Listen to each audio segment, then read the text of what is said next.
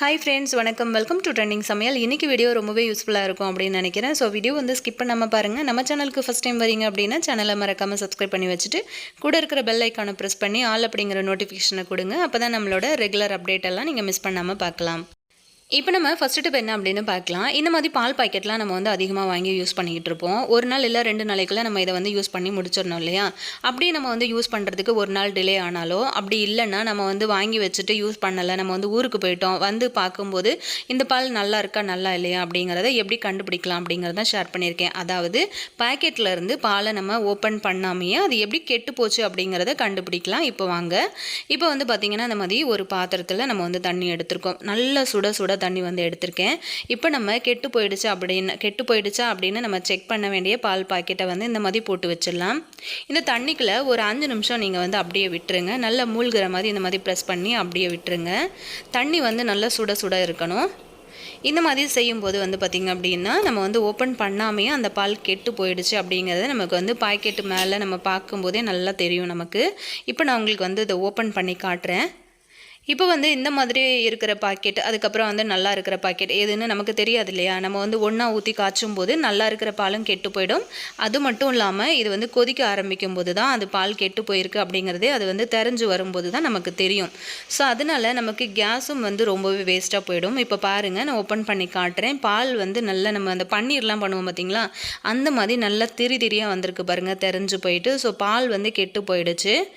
So எப்போவுமே வந்து பால் packet வந்து கெட்டு போயிடுச்சா அப்படின்னு நீங்கள் கண்டுபிடிக்கணும் அப்படின்னா இந்த மாதிரி வந்து செக் பண்ணி பாருங்கள். நல்லாவே உங்களுக்கு சூப்பரான ஒரு ரிசல்ட் கொடுக்கும். பாருங்கள். ஸோ இந்த மாதிரி கெட்டு போன பாலை கூட கீழே கொட்டாமல் நம்ம வந்து பன்னீர் செய்யலாம் அப்படின்னு கூட நீங்கள் வந்து ட்ரை பண்ணாதீங்க. ஏன்னா பால் வந்து கெட்டு போயிடுச்சு அப்படின்னா ஒன்ஸ் நம்ம அதில் பன்னீர்லாம் செஞ்சோம் அப்படின்னா அதுவுமே வந்து நமக்கு உடம்புக்கு கெடுதல் தான். பாருங்கள் எந்த அளவுக்கு திப்பியாக வந்திருக்கு பாருங்கள், சின்ன சின்ன கட்டிகளாக. ஸோ கண்டிப்பாக இந்த மாதிரி செக் பண்ணி பாருங்கள். நம்ம இப்போ அடுத்த டிப் என்னென்னு பார்க்கலாம். இந்த மாதிரி எண்ணெய் பிசுக்கு ரொம்ப அதிகமாக பிடிச்சிருக்கிற அடுப்பை கூட ரொம்ப ஈஸியாக வீட்டில் இருக்கிற ஒரு பொருள் வச்சு க்ளீன் பண்ணலாம். என்ன அப்படின்னு பார்த்தீங்கன்னா, நம்ம வந்து ரெகுலராக யூஸ் பண்ணுற பேஸ்ட் தான். இந்த மாதிரி பேஸ்ட் வந்து நம்ம எடுத்துக்கலாம். இந்த பேஸ்ட் வச்சு நம்ம வந்து வீட்டில் கிச்சன்லேருந்து பாத்ரூம் வரைக்கும் நிறைய பொருட்களை வந்து க்ளீன் பண்ணலாம். ஸோ கண்டிப்பாக நீங்களும் வந்து ட்ரை பண்ணி பாருங்கள். சூப்பரான ஒரு பளிச்சுன்னு ஒரு ரிசல்ட் உங்களுக்கு கொடுக்கும். எண்ணெய் பிசுக்கு எல்லாமே வந்து போயிடும். இந்த மாதிரி ஒரு ஸ்க்ரப்பர் எடுத்துக்கோங்க. எடுத்துக்கிட்டு கொஞ்சமாக வந்து பேஸ்ட் அப்ளை பண்ணிவிட்டு நீங்கள் வந்து இதில் இந்த மாதிரி அடுப்பில் லைட்டாக தண்ணி வந்து தெளித்து விட்டுட்டு இந்த மாதிரி வந்து தேய்ச்சி கொடுத்தீங்க அப்படின்னா ரொம்ப ஈஸியாக ரொம்ப அழகாக பிடிச்சிட்ருக்க எண்ணெய் பிசுக்கு மொத்தமே உங்களுக்கு வந்து ரிமூவ் ஆகி போயிடும். அடுப்பெல்லாம் வந்து க்ளீன் பண்ணுறீங்க அப்படின்னா ஒன்ஸ் வந்து நீங்கள் இந்த மாதிரி ட்ரை பண்ணி பாருங்கள். அந்த உள்ளுக்குள்ளே இருக்கிற பிளேட்டில் வந்து கொஞ்சம் ஹார்டான கரைகள் வந்து பிடிச்சிருக்குது அப்படின்னா கொஞ்சம் வந்து ஸ்க்ரப்பரை வந்து நல்லா அழுத்தம் கொடுத்து நல்லா தேய்ச்சி விட்டிங்க அப்படின்னா ஈஸியாக க்ளீன் ஆகிடும். பாருங்கள் எந்த அளவுக்கு வந்து பளபளன்னு ஆகிடுச்சு அப்படின்னு சொல்லிட்டு. ஸோ அடுத்த தடவை நீங்கள் வந்து ஸ்டவ் க்ளீன் பண்ண போகிறீங்கன்னா பேஸ்ட் வச்சு ட்ரை பண்ணி பாருங்கள். சூப்பரான ஒரு ரிசல்ட் கொடுக்கும். நம்ம இப்போது அடுத்த டிப் என்னென்னு பார்ப்போம். நம்ம பாத்ரூம் சவத்தில் இருக்கிற டைல்ஸ் எல்லாம் பார்த்திங்க அப்படின்னா பாதிக்கு, அதாவது கீழே பாதிக்கு வந்து பார்த்திங்கன்னா ஒரு மாதிரி உப்பு தண்ணிக்காரை அதிகமாக பிடிச்சி கலரே வந்து பார்த்திங்கன்னா ஒரு மாதிரி மங்கலாக தெரியும், பிரைட்டாகவே இருக்காது. இந்த டைல்ஸோட கலர் வந்து பார்த்திங்கன்னா லைட்டான ஒரு ப்ளூ கலர். ஆனால் அவங்களுக்கு வந்து பார்க்கும்போது தெரியும் அந்த உப்பு தண்ணி கரைகள்லாம் பிடிச்சி எந்த அளவுக்கு வந்து கரையாக இருக்குது அப்படின்னு சொல்லிட்டு. இதில் வந்து ஒரு பாக்ஸை வந்து செலக்ட் பண்ணிட்டு நம்ம ஈஸியாக வீட்டில் இருக்கிற பொருட்களை வச்சு எப்படி இதை வந்து க்ளீன் பண்ணி எடுக்கிறது அப்படின்னு பார்ப்போம். அதுக்கு நம்ம அந்த லிக்விடு ரெடி பண்ணுறதுக்காக நான் என்ன எடுத்திருக்கேன்னா ஒரு பவுலில் வந்து இந்த மாதிரி வினிகர் வந்து எடுத்துக்கோங்க. உங்ககிட்ட வினிகர் இல்லை அப்படின்னா எலுமிச்சம்பழம் சாறு இருந்ததுன்னா சேர்த்துக்கோங்க. 2 ஸ்பூன் அளவுக்கு வினிகர் எடுத்திருக்கேன். அதே மாதிரி நம்ம வந்து கோலமாவு வந்து யூஸ் பண்ணிக்கலாம். இந்த டிப்ஸ் வந்து ஆல்ரெடி நான் ஷேர் பண்ணேன். நிறைய பேர் வந்து கேட்டிங்க கோலமாவு இல்லை அப்படின்னா அரிசி மாவு வந்து யூஸ் பண்ணலாமா அப்படின்னு சொல்லிட்டு. கட்டாயம் வந்து கோலமாவு வந்து யூஸ் பண்ணுங்கள். தெருவில் கூட வந்து விற்றுட்டு வருவாங்க, 10 ரூபா அப்படின்னு சொல்லிட்டு ஒரு சின்ன படியில் கொடுப்பாங்க. ஸோ கண்டிப்பாக வந்து க்ளீன் பண்ணுறதுக்கெலாம் நல்ல ஒரு சூப்பரான ஒரு ரிசல்ட் கொடுக்கும். கண்டிப்பாக வந்து கோலமாவு வாங்கி க்ளீன் பண்ணி பாருங்கள். இப்போ அந்த வினிகர், அதுக்கப்புறம் வந்து கோலமாவு 2 ஸ்பூன், அதுக்கப்புறம் வந்து நம்ம பாத்ரூமுக்கு யூஸ் பண்ணுற ஹார்பிக் அது ஒரு 2 ஸ்பூன் அளவுக்கு சேர்த்து நல்லா இந்த மாதிரி மிக்ஸ் பண்ணிட்டீங்கன்னா சூப்பரான ஒரு பேஸ்ட் மாதிரி கிடச்சிரும். இப்போ நம்ம இதில் வந்து ஒரு பாக்ஸில் வந்து நம்ம ரெடி பண்ண பேஸ்ட்டை வந்து அப்ளை பண்ணி கொடுத்துடலாம். இந்த பேஸ்ட்டை யூஸ் பண்ணி நம்ம வந்து கிச்சனில் சிங்க்கெல்லாம் இருக்கு இல்லையா, சிங்க் ஏரியா, அதுக்கப்புறம் வந்து கீழே ஃப்ளோர்லாம் இருக்குது பாருங்கள் பாத்ரூமில், அந்த மாதிரி ஃப்ளோரு, இந்த மாதிரி செவத்தில் இருக்கிற டைல்ஸ் எல்லாத்தையுமே வந்து ரொம்ப சூப்பராக க்ளீன் பண்ணுறதுக்கு இந்த ஒரே ஒரு லிக்விடு மட்டும் நம்ம ரெடி பண்ணி வச்சுக்கிட்டோன்னா போதும். தேவையான அளவுக்கு அந்த நேரத்துக்கு மட்டும் கொஞ்சமாக ரெடி பண்ணி யூஸ் பண்ணிக்கோங்க.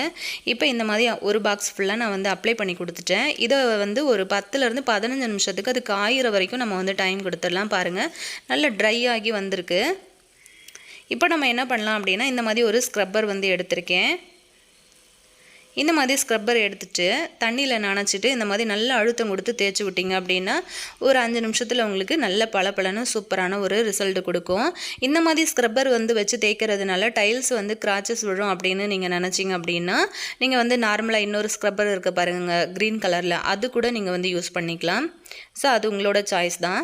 பாருங்கள் எந்த அளவுக்கு நல்ல பளபளன்னு பளிச்சுன்னு ஆயிருக்கு அப்படின்னு சொல்லிட்டு. ஸோ இந்த வீடியோ உங்களுக்கு பிடிச்சிருந்தது அப்படின்னா, இந்த டிப்ஸ் பிடிச்சிருந்ததுன்னா மறக்காம உங்கள் ஃப்ரெண்ட்ஸ் அண்ட் ஃபேமிலி மெம்பர்ஸ்க்கு ஒரு ஷேராவது கொடுங்க. கண்டிப்பாக அவங்களுக்கும் ரொம்பவே யூஸ்ஃபுல்லாக இருக்கும். நீங்களும் இந்த டிப்ஸை வந்து ட்ரை பண்ணிவிட்டு எப்படி இருக்குன்னு சொல்லுங்கள். நம்ம இப்போது நெக்ஸ்ட் டிப் என்னென்னு பார்க்கலாம். நம்ம வந்து வாங்கி வைக்கிற காஃபி தூள் வந்து பார்த்திங்க அப்படின்னா கொஞ்சம் நாளில் யூஸ் பண்ணி முடிய போகிற டைமில் இந்த மாதிரி கட்டி ஆகிடும். அது வந்து நம்ம பாட்டிலில் வந்து வாங்கி வச்சுருந்தோம் அப்படின்னாலும் சரி, நம்ம வந்து பேக்கெட்டாக வந்து வாங்கி யூஸ் பண்ணுறோம் அப்படின்னாலும் சரி, பேக்கெட்டாக வந்து வாங்கி யூஸ் பண்ணும்போது என்னாகும் அப்படின்னா நம்ம வந்து ஓப்பன் பண்ணி எடுக்கும்போது அது ஒரு கட்டியாக நமக்கு வந்து கிடைக்கும். அதை வந்து ஒரு சின்னதாக ஒரு பவுலில் ஊற்றி வச்சுட்டு நம்ம வந்து சுட சுட தண்ணி போட்டோம் அப்படின்னா நல்லா உங்களுக்கு வந்து அது நல்லா மெல்ட் ஆகி அந்த காஃபி பொடி கரைஞ்சி நமக்கு கிடச்சிரும். ஆனால் இந்த மாதிரி பாட்டிலில் வந்து கட்டி ஆகிடுச்சு அப்படின்னா அது வந்து நமக்கு எடுக்க கூட வராது. இப்போ நம்ம என்ன பண்ணலாம் அப்படின்னு பார்க்கலாம். நல்லா சூடாக இருக்கிற பால் வந்து நான் ஊற்றிக்கிறேன். நான் இப்போ வந்து காஃபி போடுறதுக்காக எடுத்திருக்கேன். நல்லா கொதிக்க கொதிக்க இருக்கிற பால் வந்து கொஞ்சம் இதில் வந்து ஊற்றிட்டு ஒரு 2-3 நிமிஷத்துக்கு அப்படியே டிஸ்டர்ப் பண்ணாமல் விட்டுருங்க. கொஞ்சம் நேரத்தில் பார்த்திங்க அப்படின்னா கட்டியாக இருக்கிற காஃபி பொடி எல்லாமே வந்து பார்த்திங்கன்னா இதில் ஃபுல்லாகவே மெல்ட் ஆகி ஃபுல்லாக ரிமூவ் ஆகிடும். ஒரு ஸ்பூன் வச்சு இந்த மாதிரி கலந்து கொடுத்துருங்க. இந்த மாதிரி செய்யும்போது அடியில் பாருங்கள் நல்லா எவ்வளோ சூப்பராக மெல்ட் ஆகி வருது அப்படின்னு சொல்லிட்டு. நான் இப்போ காஃபி போட போகிறதுனால பால் வந்து சேர்த்துக்கிட்டேன். நீங்கள் வந்து போட போகிறது இல்லை அப்படின்னா அந்த பாட்டிலில் வந்து சுட சுட தண்ணி மட்டும் கொஞ்சமாக சேர்த்துக்கோங்க. கொஞ்சம் நேரத்தில் அது வந்து மெல்ட் ஆகி எல்லாமே கரைஞ்சி வந்ததுக்கப்புறமா ஒரு சின்ன பவுலில் மாற்றி க்ளோஸ் பண்ணி ஃப்ரிட்ஜில் வச்சு ஒரு வாரம் வரைக்கும் யூஸ் பண்ணிக்கலாம். இப்போ நான் சாதம் வடித்த கஞ்சி எடுத்து வச்சுருக்கிறேன். நல்லா ஆறுனதுக்கு பிறகு நல்ல அந்த மாதிரி திக்காக வந்திருக்கு. இப்போ நான் இதில் இருந்து ஒரு கரண்டி அளவுக்கு தனியாக வந்து ஒரு பவுலில் மாற்றிக்க போகிறேன் கொஞ்சமாக கஞ்சி.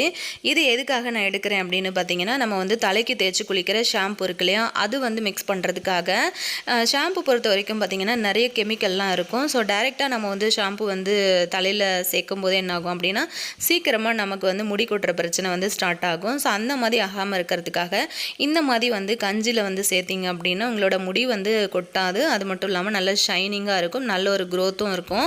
அது மட்டும் இல்லாமல் நிறைய பேர் வந்து கேட்குறீங்க, இந்த மாதிரி உப்பு போட்டு வடித்த கஞ்சியில் கூட நம்ம வந்து இந்த மாதிரி ஷாம்பு மிக்ஸ் பண்ணலாமா அப்படின்னு சொல்லிட்டு. தாராளமாக மிக்ஸ் பண்ணலாம், அதெல்லாம் வந்து ஒன்றும் செய்யாது. நீங்கள் வந்து இதை ஃப்ரிட்ஜில் கூட வச்சு யூஸ் பண்ண வேண்டாம். இந்த மாதிரி குளிக்கிறதுக்கு இல்லை முதல் நாள் கூட நீங்கள் வந்து ப்ரிப்பேர் பண்ணி வச்சு யூஸ் பண்ணிக்கலாம். ட்ரை பண்ணி பாருங்கள். இப்போ நம்ம அடுத்த டிப் என்ன அப்படின்னு பார்க்கலாம். நம்ம வந்து சாப்பாடு வடிக்கிறதுக்காக யூஸ் பண்ணுற அரிசி வந்து 1 டம்ளர் அளவுக்கு எடுத்து இந்த மாதிரி ஊற வச்சுருக்கேன். ஒரு அரை மணி நேரம் மட்டும் ஊறினா போதும். இப்போ இந்த தண்ணியோடைய நம்ம வந்து ஒரு 2 தண்ணியில் நீங்கள் அலசினதுக்கப்புறம் கொஞ்சமாக தண்ணி சேர்த்து ஒரு மிக்சி கப்பில் வந்து சேர்த்துக்கலாம். ரொம்ப சூப்பரான இன்ஸ்டண்ட்டான ஒரு தோசை ரெசிபி. நம்ம உளுந்து சேர்க்காம வீட்டில் இருக்கிற நம்ம காய்கறி, அதாவது வெண்டைக்காய் மட்டுமே யூஸ் பண்ணி ரொம்ப சூப்பரான ஒரு தோசை ரெசிபி தான் பார்க்க போகிறோம். இந்த மாதிரி நல்ல ஃப்ரெஷ்ஷான பிஞ்சு காயாக வந்து எடுத்துக்கோங்க. இது 2 பேருக்கு தோசை செய்கிறதுக்கான அளவு நான் வந்து எடுத்திருக்கேன். அதுக்காக ஒரு வெண்டைக்காய் வந்து எடுத்திருக்கேன். இந்த மாதிரி சின்ன சின்ன பீசஸாக கட் பண்ணி நம்ம சேர்த்துக்கலாம். இந்த மாதிரி சேர்த்து நல்ல நைஸாக தோசை மாவோட பதத்துக்கு அரைச்சி எடுத்துகிட்டு வந்துடலாம். இந்த மாதிரி வெண்டைக்காய் சேர்த்து அரைக்கிறதுனால வெண்டைக்காய் ஸ்மெல் வருமா அப்படின்னு கேட்டிங்கன்னா கண்டிப்பாக வராது. இதில் வந்து பார்த்திங்கன்னா ஒரு பச்சை மிளகா, ஒரு வெங்காயம், கொஞ்சமாக வந்து கொத்தமல்லி இலைகளை சேர்த்துட்டு இந்த மாதிரி ஒரு சாப்பருக்குள்ள சேர்த்துட்டு நல்ல நைஸாக வந்து நான் கட் பண்ணி எடுத்துக்கிறேன். ஏன் நான் 3த்தையும் ஒன்றா போட்டேன் அப்படின்னா நல்லா அந்த மாதிரி கட் பண்ணி வரும்போது நல்லா எல்லாமே மிக்ஸ் ஆகி கட் ஆகுறதுனால நல்ல ஒரு ஃப்ளேவர் கொடுக்கும். அதனால் தேவைப்பட்டால் நீங்கள் இஞ்சி கூட துருவிட்டு சேர்த்துக்கலாம். அதுவுமே சூப்பரான ஒரு ஃப்ளேவரும் டேஸ்ட்டும் உங்களுக்கு கொடுக்கும் சாப்பிடும்போது. பாருங்கள் நல்லா புசு புசுன்னு அரைப்பட்டு வந்திருக்கு பாருங்கள். கண்டிப்பாக உங்களுக்கு வெண்டைக்காய் சேர்த்திங்க அப்படிங்கிற எந்த ஒரு அடையாளமுமே உங்களுக்கு அந்த தோசையில் தெரியாது. இப்போ நம்ம கட் பண்ணி வச்சுருக்கிற அந்த வெங்காயம் பச்சை மிளகாய் வந்து சேர்த்துக்கலாம். இப்போ கொஞ்சமாக உப்பு சேர்த்து கலந்து கொடுத்துடலாம். இப்போ ஒரு பிஞ்ச் அளவுக்கு வந்து ஆப்ப சோடாவும் கொஞ்சோண்டு மஞ்சள் தூளும் சேர்த்துக்கலாம். சேர்த்துட்டு நல்லா அந்த மாதிரி கலந்து கொடுத்துருங்க. நீங்கள் இதை உடனே கூட நீங்கள் தோசை ஊற்றிக்கலாம். இல்லைன்னா ஒரு 5 நிமிஷம் அப்படியே ரெஸ்ட்டில் விட்டுட்டு அதுக்கு பிறகு கூட நீங்கள் வந்து தோசை ஊற்றிக்கலாம்.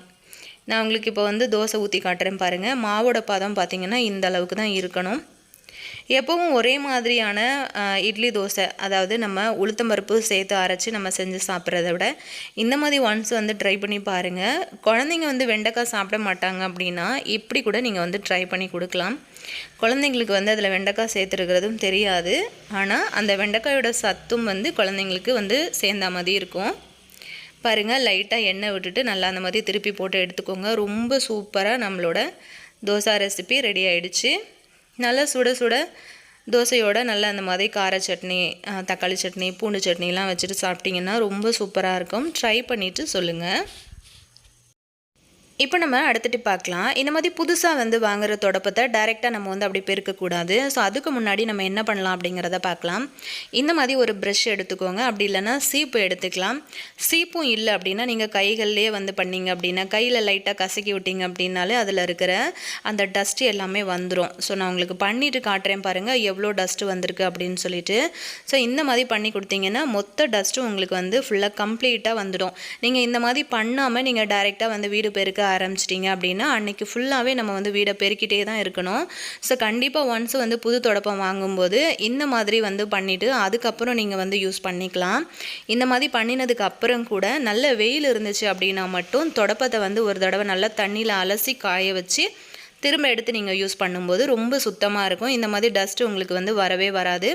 ஸோ குழந்தைங்கள்லாம் இருக்கிறாங்கன்னும் போது இந்த மாதிரி டஸ்ட்டு இருந்தால் ஒத்துக்காது இல்லையா? ஸோ கண்டிப்பாக நீங்களும் வந்து ட்ரை பண்ணி பாருங்கள். இப்போ நம்ம எடுத்துகிட்டு பார்க்கலாம். இந்த மாதிரி ஆசீர்வாத் கோதுமை மாவு வச்சு ரொம்ப டேஸ்டியான ஒரு ஹெல்தியான குழா புட்டு ரெசிபி பிரேக்ஃபாஸ்ட்டுக்கு இல்லைன்னா டின்னருக்கு வந்து நீங்கள் எடுத்துக்கிற மாதிரி ரொம்ப சூப்பராக எப்படி பண்ணுறதுன்னு பார்க்கலாம்.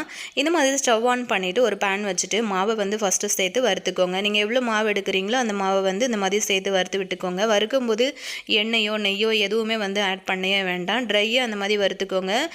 மாவு வந்து லைட்டாக கலர் மாறி நல்ல கமகமன்னு உங்களுக்கு வாசம் வரும். அந்த டைமில் ஸ்டவ் ஆஃப் பண்ணிவிட்டு இதை இறக்கி ஆற வச்சுருங்க. ஆறுனதுக்கு பிறகு இந்த மாதிரி ஒரு சல்லடை யூஸ் பண்ணி மாவு வந்து நல்லா அந்த மாதிரி சலிச்சு எடுத்துக்கோங்க. ஏன்னா மாவு வந்து வறுத்ததுக்கப்புறம் நிறைய கட்டி வந்து ஃபார்ம் ஆகி இருக்கும். அந்த கட்டி எல்லாத்தையுமே உடச்சி விட்டுட்டு இந்த மாதிரி இதை தனியாக நம்ம வந்து சலிச்சு எடுத்துக்கலாம். இப்போ இதில் வந்து கொஞ்சமாக உப்பு சேர்த்துக்கோங்க. உப்பு சேர்த்துட்டு நல்ல சுடுதண்ணி இருக்கு இல்லையா, அதை வந்து கொஞ்சம் கை பொறுக்கிற சூடில் ஆற விட்டுட்டு அதுக்கப்புறம் கொஞ்சமாக மாவில் தெளிச்சுட்டு நீங்கள் வந்து புட்டுக்கு மாதிரி பிசைஞ்சு எடுத்துக்கோங்க. நிறைய பேர் வந்து புட்டு செய்கிறதுக்காக மாவை வந்து மிக்சியில் கூட வந்து சேர்த்து அடிப்பீங்க. அதை விட நீங்கள் அந்த மாதிரி கைகளால் பிசைஞ்சு எடுத்தீங்க அப்படின்னா தான் நல்லாயிருக்கும். பாருங்கள், அந்த மாதிரி பொடியாக பிசைஞ்சு தனியாக வந்து எடுத்ததுக்கு அப்புறமா நம்ம வந்து ஃப்ரெஷ்ஷாக துருவி வச்சுருக்கிற தேங்காய் வந்து எடுத்து வச்சுருக்கேன். ஒரு லேயர் புட்டு ஒரு லேயர் தேங்காய் இந்த மாதிரி சேர்த்துக்கலாம். இந்த மாதிரி குழாயில் வந்து சேர்த்துக்கோங்க. நான் வந்து ஒரு 2 குழல் வந்து வர்ற மாதிரி மாவு வந்து சேர்த்து வச்சுருக்கேன். இப்போ இதை வந்து ஒரு 10லேருந்து 15 நிமிஷம் வரைக்கும் நம்ம இந்த மாதிரி ஆவியில் வந்து வேக வச்சு எடுத்துக்கலாம். ரொம்ப டேஸ்ட்டாக இருக்கும். அதே சமயத்தில் கோதுமை மாவு அப்படிங்கிறதுனால உடம்புக்கு ரொம்பவே ஆரோக்கியமாகவும் இருக்கும். ஸோ கண்டிப்பாக ட்ரை பண்ணி பாருங்கள். இந்த மாதிரி நல்லா வெந்ததுக்கப்புறம் நீங்கள் இந்த மாதிரி வந்து எடுத்து விட்டுட்டு இது கூட வந்து ஃப்ரெஷ்ஷான தேங்காய், அது கூடவே வந்து நாட்டு சக்கரை இதெல்லாம் வந்து கலந்து சாப்பிடும்போது ரொம்ப டேஸ்ட்டாக இருக்கும். அதே சமயத்தில் கோதுமை மாவு அப்படிங்கிறதுனால எல்லாருமே இதை வந்து எடுத்துக்கிற மாதிரி ரொம்பவே டேஸ்டியாகவும் இருக்கும். ஸோ கண்டிப்பாக வந்து நீங்களும் ட்ரை பண்ணி பாருங்கள். ரொம்பவே ஈஸி தான். பிகினர்ஸ் கூட ரொம்பவே ஈஸியாக வந்து செஞ்சிடலாம். நம்ம சேனலில் நிறைய வந்து புட்டு இடியாப்பம் வீடியோலாம் நான் வந்து நிறைய ஷேர் பண்ணியிருக்கேன். அதுவும் பார்க்கணும் அப்படின்னா மறக்காமல் வந்து சேனல் செக் பண்ணி பாருங்கள்.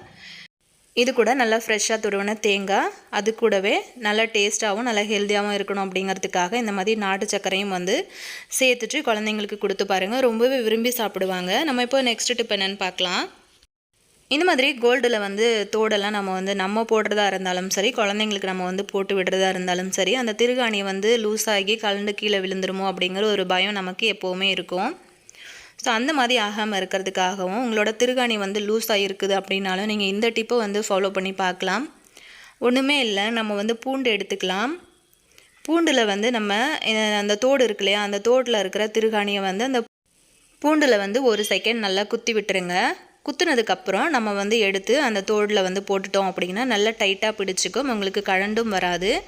இது மாதிரி நீங்கள் வந்து இன்னொரு டிப்ஸும் ஃபாலோ பண்ணிக்கலாம். நெயில் பாலிஷ் இருக்கு இல்லையா, நெயில் பாலிஷ் வந்து அந்த திருகாணியில் வந்து அந்த கம்பியில் மட்டும் அப்ளை பண்ணிக்கோங்க. அப்ளை பண்ணிவிட்டு நீங்கள் வந்து இந்த மாதிரி கம்மலில் வந்து போட்டு விடும்போது நல்லா டைட்டாகவும் பிடிச்சிக்கும், கழண்டும் வந்து வராது. ட்ரை பண்ணி பாருங்கள். நெக்ஸ்ட் ஒரு பதிவில் நம்ம மீட் பண்ணலாம் ஃப்ரெண்ட்ஸ். தேங்க்யூ.